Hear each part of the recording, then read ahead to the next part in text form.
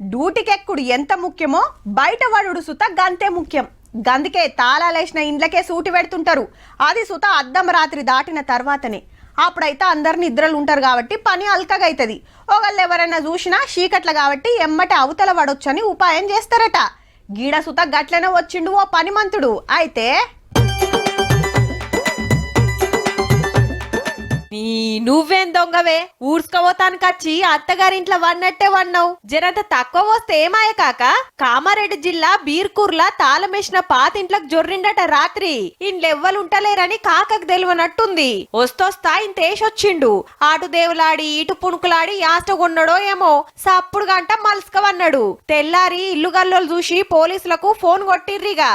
ఇనుప సామాను ఇత్తడి సామాను అవి ఇవన్నీ నింపి ఇక్కడనే అటు తీసుకుపోతుండేనో ఎట్లా తెలియదు కానీ మేము రాగానే వదిలేసిపోయిండు. మళ్ళీ రెండో రోజు మళ్ళీ వచ్చిండు. వచ్చి ఇట్లా చేస్తుంటే మళ్ళీ రాత్రి చేస్తే హగనట ఈ ఇంట్లో దొంగతనానికి వచ్చుడు ఇది రెండో పారట. దీన్ని బట్టి తెలుసుకోవాల్సింది ఏందంటే డ్రంక్ అండ్ డ్రైవే కాదు, డ్రంక్ అండ్ దొంగలు సుతా డేంజరే అన్నట్టు.